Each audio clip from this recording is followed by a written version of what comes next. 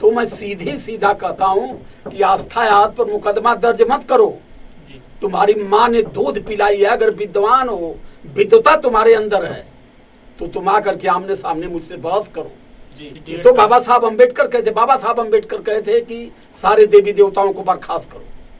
हमें एक भरोसा लगा, हम जानते थे कि केवल हमारी बात को हमारे लोग ही सुनते हैं, लेकिन FIR के बाद हमें पता चला कि हमारी बात को अच्छे अच्छे विद्वान भी सुनते हैं, और उन विद्वानों में कुछ ऐसे भी विद्वान हैं कि वो गोबर को ही भगवान समझते हैं। देखिए, इस FIR का सीधा ये कारण है कि देश में सत्य को दबाने का प्रयास किया जा रहा है।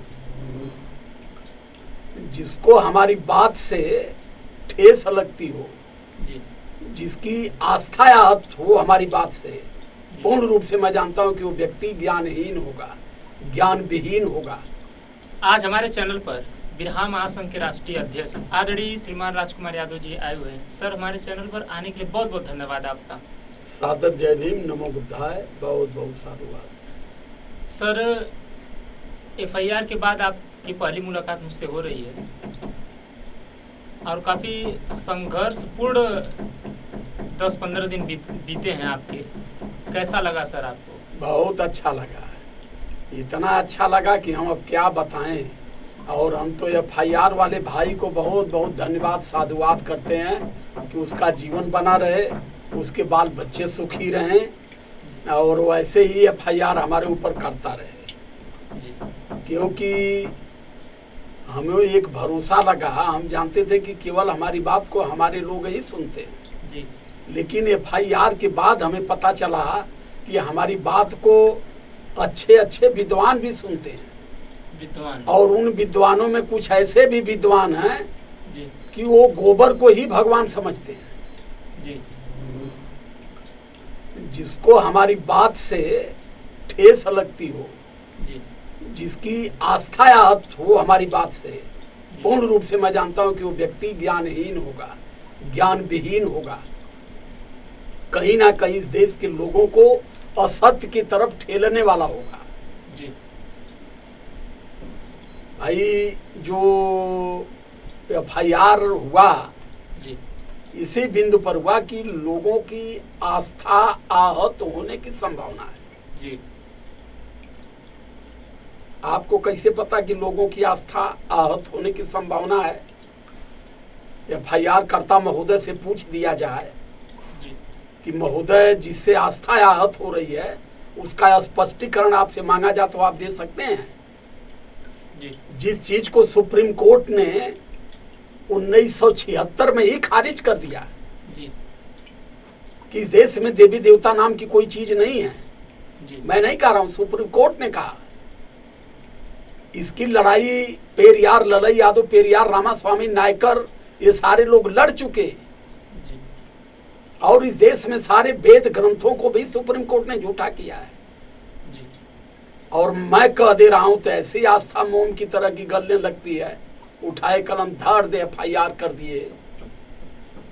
तो बहुत अच्छा किए, बहुत बहुत धन्यवाद मैं करता हूं और सम्मान भी करता हूं, और बहुत जल्दी मुलाकात भी करूंगा। जी सर, लोग जैसे आपके लोग काफी परेशान है, हैरान है कि राजकुमार सर दिख नहीं रहे हैं, और उन लोगों के लिए आपको क्या कहना है? देखिए, इस FIR का सीधा ये कारण है कि देश में सत्य को दबाने का प्रयास किया जा रहा है, पहली बात। दूसरी चीज कि हम लोग बाबा साहब अम्बेडकर के अनुयायी हैं। हम तथागत बुद्ध को, संत गुरु रैदास, संत कबीर को, हम उनको मानते हैं जिनको पूरी दुनिया मानती है। हम उनको मानते हैं कि जिनके विचारों पर आज तक पूरी दुनिया में कोई कलम नहीं रख पाया। हम उसको मानते हैं जो हमारे भारत देश का उतना बड़ा विद्वान और उतनी ऊंची सोच का कोई व्यक्ति पैदा नहीं हुआ।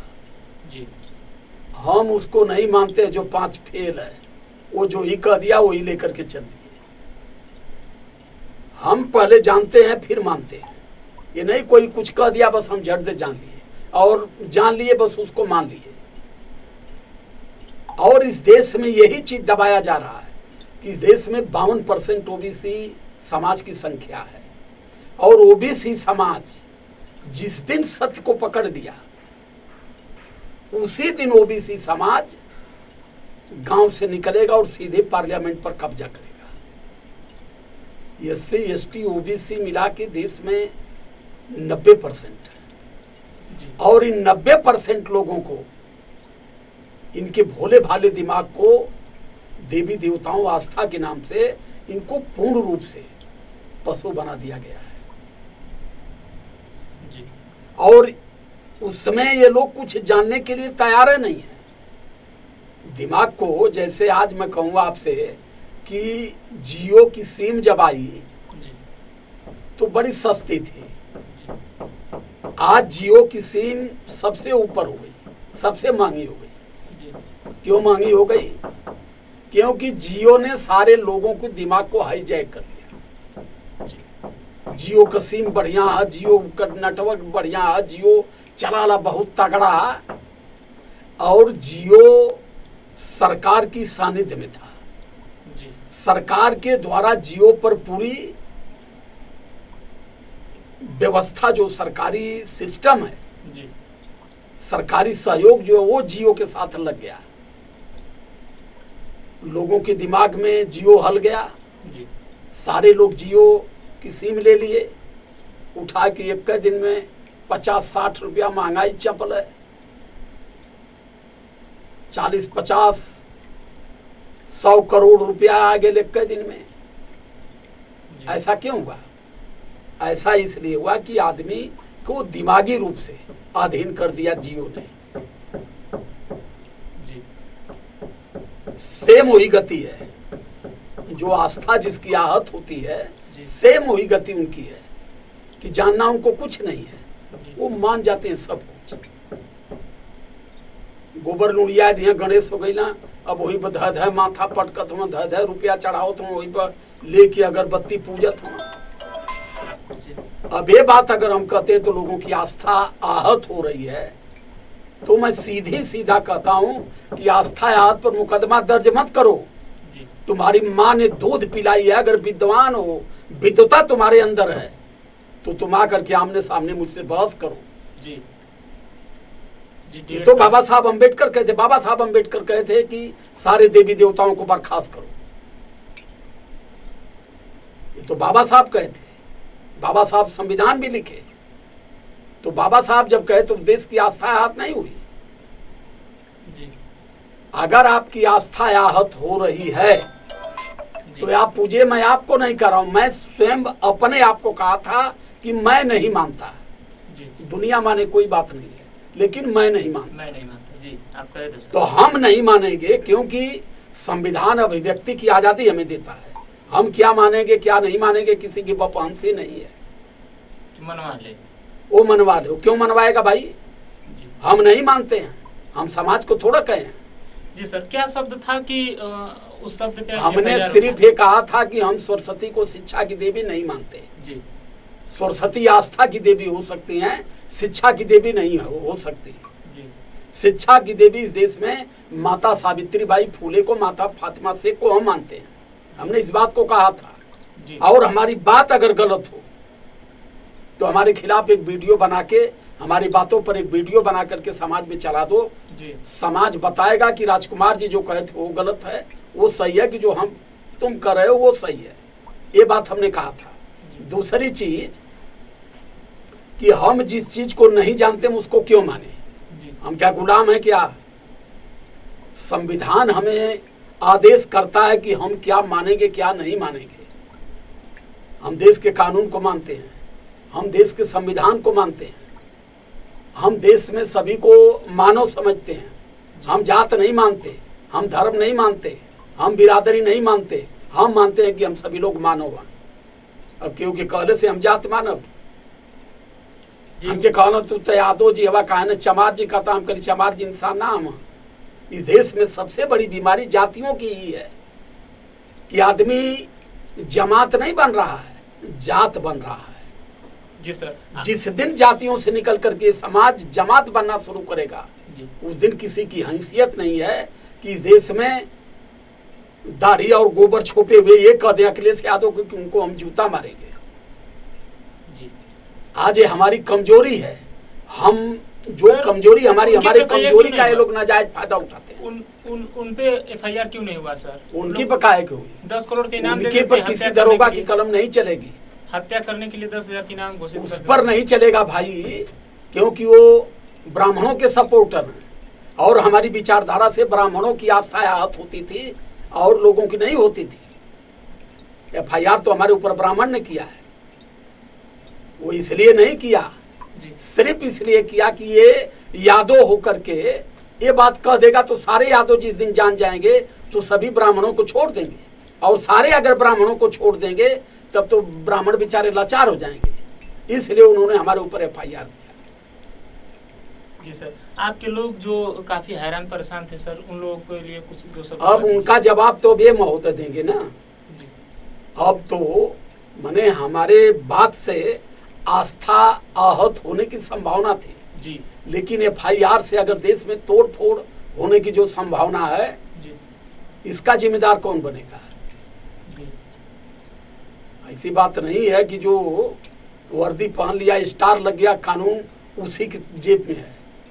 जी सर, सारे पढ़े लिखे लोग जानते हैं। एक बात आप बोले हैं सर कि जो पढ़े लिखे हैं वही जैसे शिक्षित होते हैं, संवैधानिक तरीके से वही मतलब समझते हैं संविधान को, तो क्या ये दरोगा साहब ने संविधान को मानने वाला व्यक्ति कभी भी उसकी आस्था आहत नहीं होगी।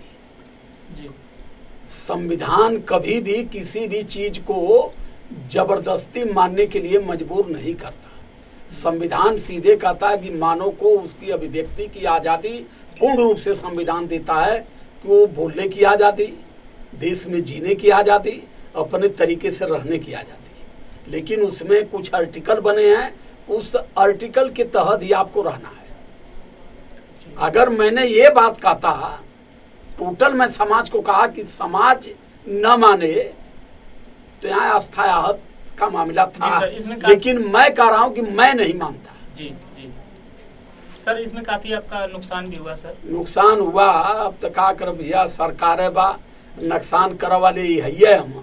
जी नुकसान तो हमारा लाखों का हो गया, जी और अब सामाजिक लड़ाई है।